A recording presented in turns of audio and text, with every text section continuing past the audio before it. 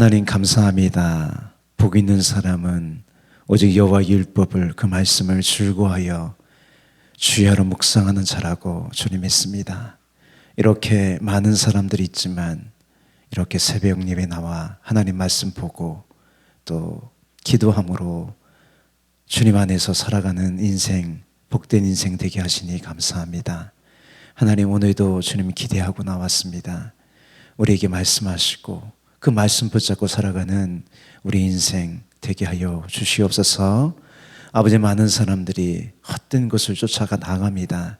주님, 그러나 우리는 영원하신 하나님 말씀, 변하지 않는 말씀 오늘도 믿고 나아갑니다. 주님 함께 하시니 감사하고 진리 영이신 성령께서 이 자리 가운데 오셔서 우리를 가르치시고 진리 가운데로 인도하여 주시옵소서.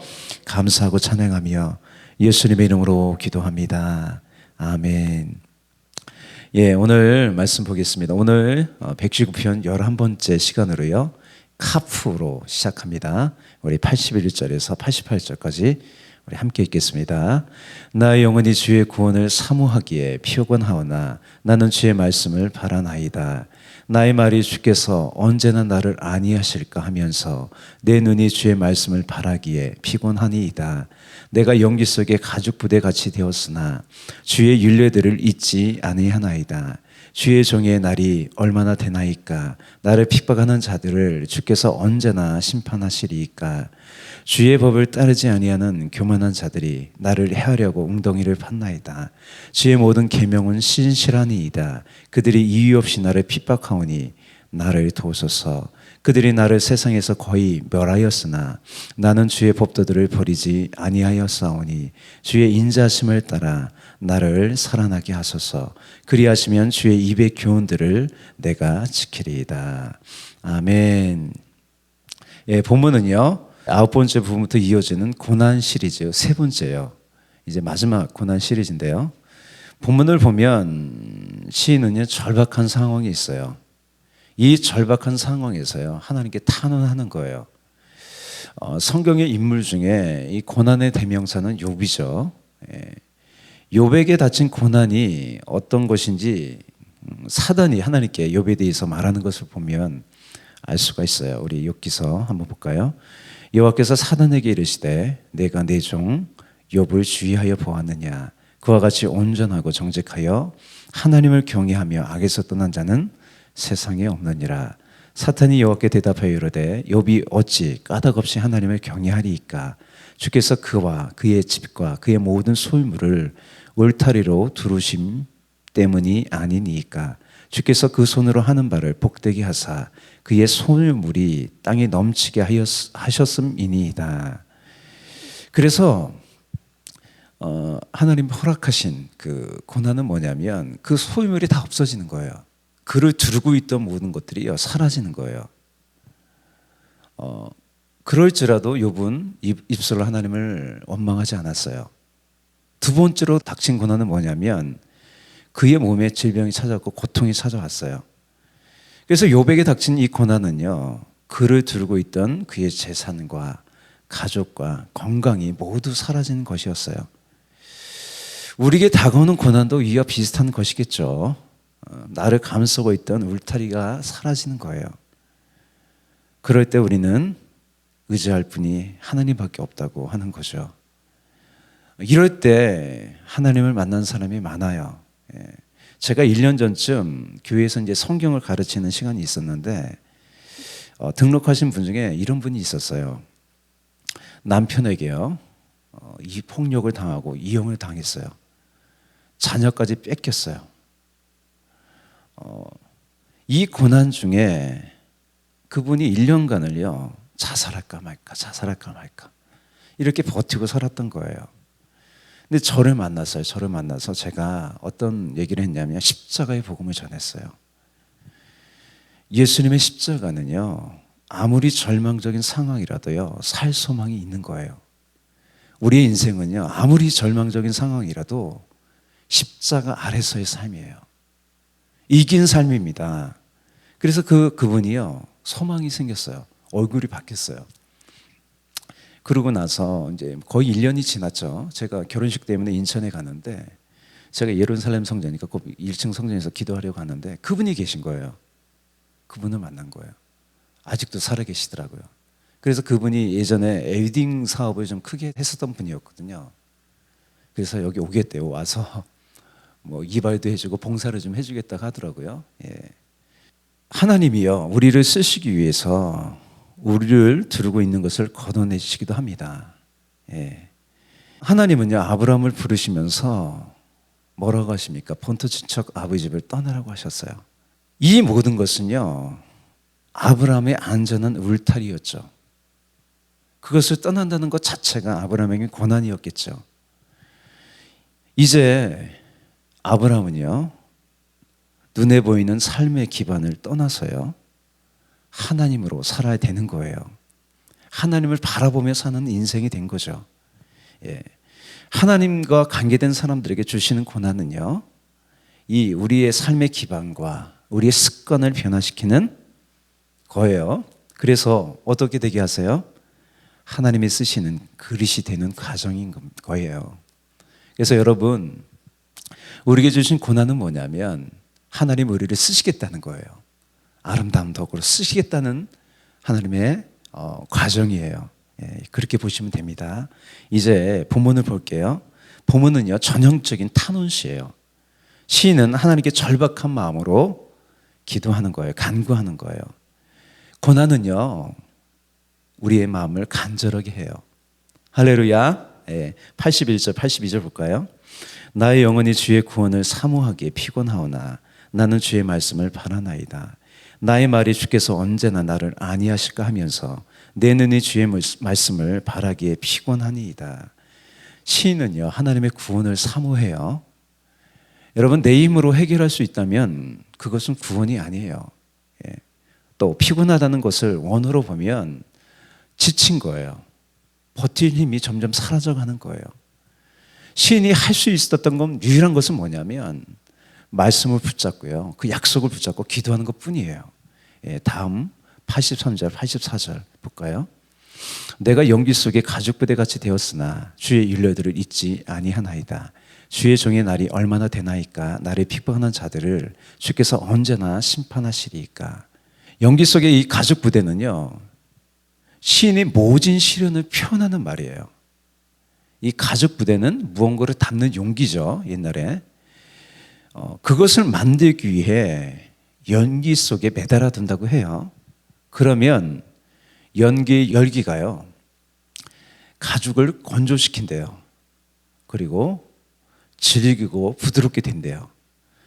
그렇게 그 형질이 완전히 변화되었을 때 그 안에 물이나 포도주를 담을 수 있는 용기가 되는 거죠. 그렇게 되기까지 변화의 과정을 겪어야 된다는 거예요. 여기 연기로 표현된 사람들은요, 시인을 핍박하는 사람들이겠죠. 철이 철을 단련하듯 사람이 사람을 단련하는 거예요. 예, 시인은요, 언제 하나님의 공의로 그들을 심판하시냐고 호소하는 거예요. 하나님 언제까지 그들은 놔두실 것입니까? 예, 심판하십시오. 공의로 심판하십시오. 그렇게 호소하는 거예요. 우리 85절, 86절 또 볼까요?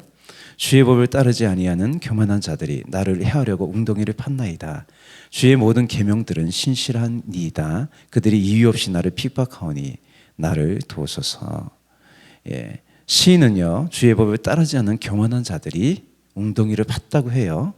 예, 하나님 말씀을 따라서 사는 사람에게는요, 반드시 어려움과 핍박이 있어요. 왜냐하면 지킬 것이 있으니까요. 할렐루야. 예. 그래서 마태복음 5장 10절, 12절 이렇게 되어 있어요. 복이 있다고 하세요. 오히려 그런 사람들이 의를 위하여 박해를 받는 자는 복이 있나니 천국이 그들의 것임이라. 나로 말미암아 너희를 욕하고 박해하고 거짓으로 너희를 거스러 모든 악한 말을 할 때는 너희에게 복이 있나니 기뻐하고 즐거워하라. 하늘에서 너희 상이 큼이라.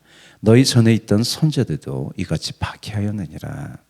여러분, 하나님의 말씀으로 산다는 것은 흘러가는 세상의 풍조에 따라서 떠내려가지 않으려고 끊임없이 저항하는 거예요.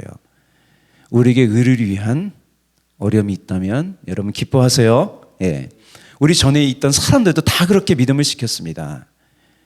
우리가 궁극적으로 바라보는 건 뭐예요? 모든 얻은 것을 드러내고요. 심판하시는 그 주님이 오시는 그날을 우리는 바라보며 오늘도 살고 있어요. 예, 히브리서 4장 13절 이렇게 되었어요. 지으신 것이 하나도 그 앞에 나타나지 않음이 없고 우리의 결산을 받으실 이의 눈앞에 만물이 벌거벗은 것 같이 드러나느니라. 예, 세상에요 억울한 사람이 많아요. 그죠? 예, 이런 일을 당하고 저런 일을 당하고 억울한 사람이 많지만 그날에 모든 얻은 것들을 드러내실 거예요. 할렐루야. 예, 예, 하나님 말씀을 붙잡고 사는 사람에게는요, 그래서 타협이 없어요. 나에게 이 길 외에는 없어요. 할렐루야. 예수님이 우리의 길이요 진리요 생명 되십니다. 우리는요 수많은 어려움이 있는 것을 알면서도요 그 길로 나가야 합니다. 왜냐하면 그 길만이 진리인 줄 알기 때문이에요. 예. 마지막으로요 우리 87절 88절 볼까요? 그들이 나를 세상에서 거의 멸하였으나 나는 주의 법도들을 버리지 아니하였사오니 주의 인자하심을 따라 나를 살아나게 하소서. 그리하시면 주의 입의 교훈들을 내가 지키리이다. 이 시인은요 끝까지 하나님 말씀 붙잡고 믿음을 지키겠다고 기도하면서 나아가요. 오늘은요 119편 11번째예요.